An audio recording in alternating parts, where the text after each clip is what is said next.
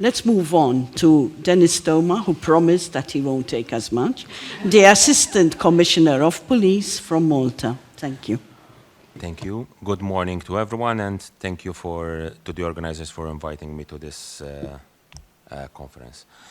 I have been in charge of the Vice Squad, which deals with the investigation of trafficking in human beings and the exploitation of prostitutes, brothels, etc. for at least 8-9 years. So I have quite a clear idea of the situation currently. And I would like to make remarks on some comments passed by my colleagues, by Maria, by Chris, by our French friend here. First of all, however, both Sweden and France have specific legislation.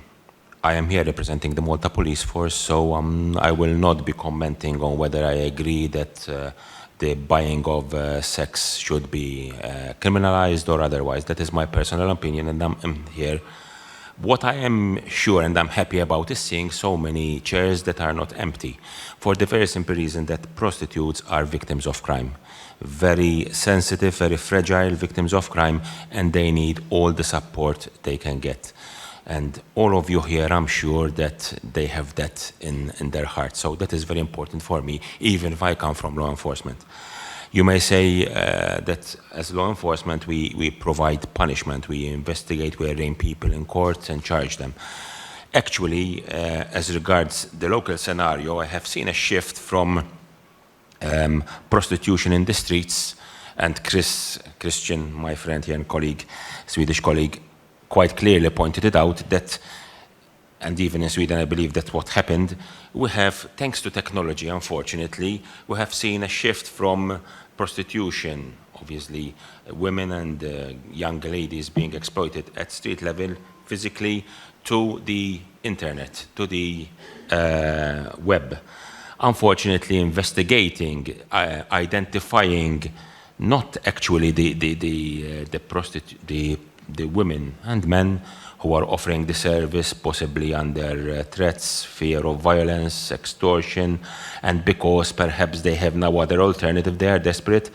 But our scope when investigating cases of alleged prostitution and exploitation is the exploitation component. Even in terms of trafficking in human beings.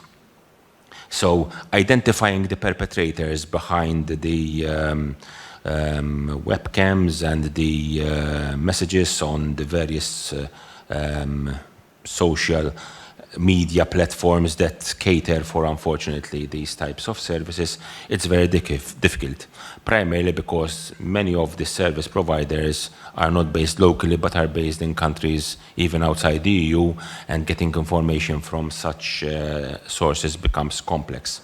However, I want to stress out and I want to assure everyone that our main scope when investigating prostitution is, first of all, to help the prostitution. In that respect, the Malta Police Force liaises quite a lot with the Malta Victim Support Agency. Actually, the Malta Police Force has a unit within the Victim Support Agency, and also with Agencija 𝘓𝑗 and the Foundation for Social Welfare Services.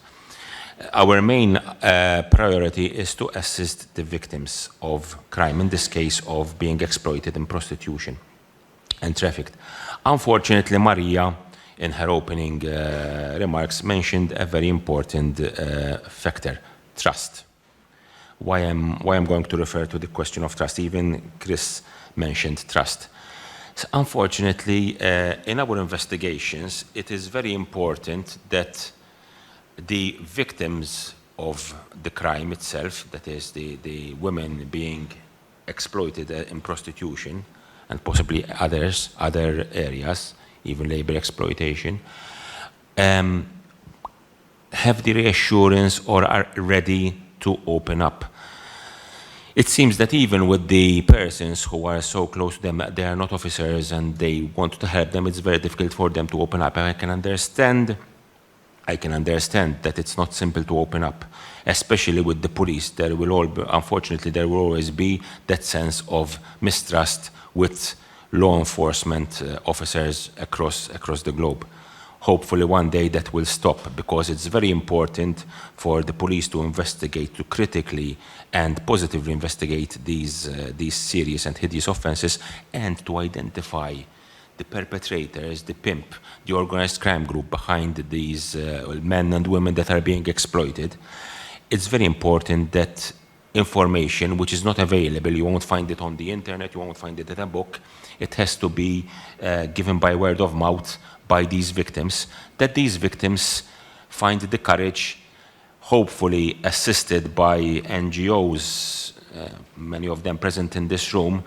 I am going to appeal to all of you, if you come across persons being exploited, please try and convince them. If they don't want to come directly to the police, I can understand them. If they can give you information on the persons behind it, that information can be passed on to me or through the generic to emails which we have in the force. We have Facebook, we have email accounts where this information can be of importance to us. Alternatively, these victims of crime can go to the victim support agency, which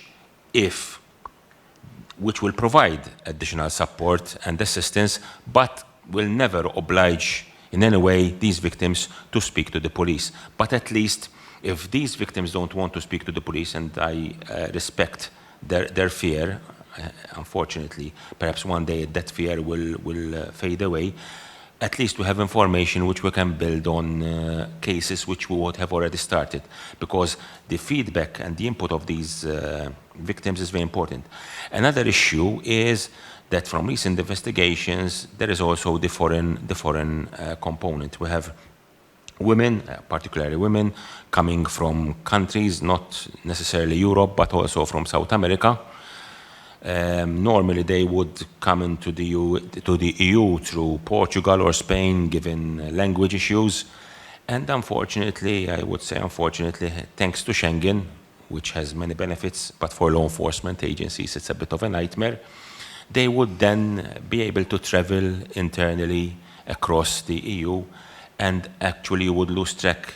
There's also a further problem. For example, we had a case, an investigation of a Colombian national that we were sure that was being exploited, and however, we needed her cooperation in order to prove the offense of trafficking. We spoke to her, we gave her assistance, we made sure that she was in a safe place under FSWS.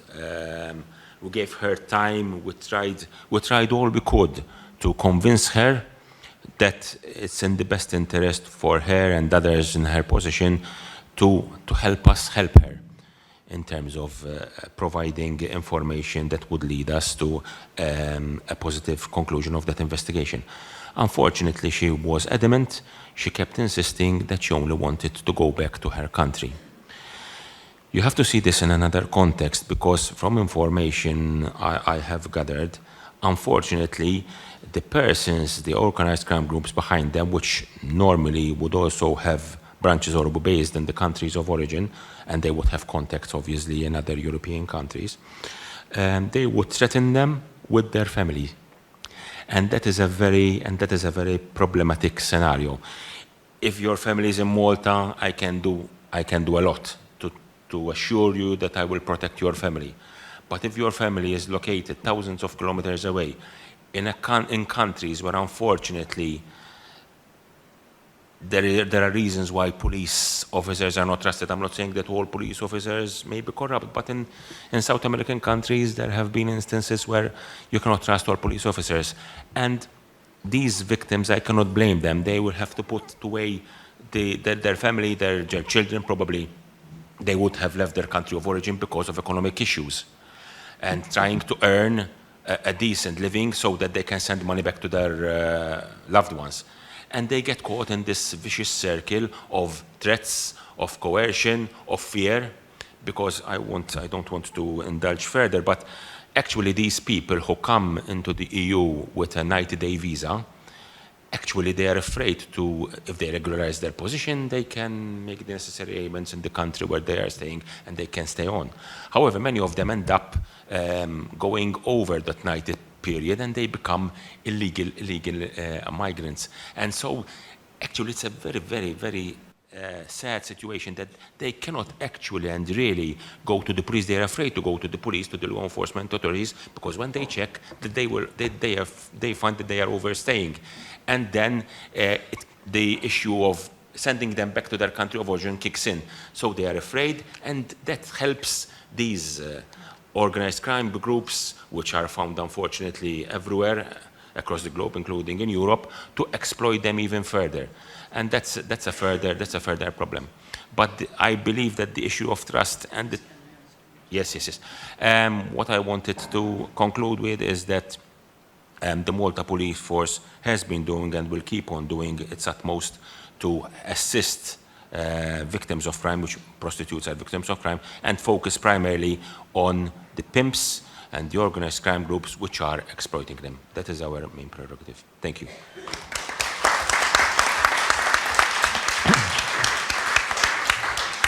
Thank you, Dennis, and it's very heartening to see that the police, although law enforcers, are focusing on supporting the victims. I think that's very important, and that slowly people build trust to be able to get out of this web, literally, of violence.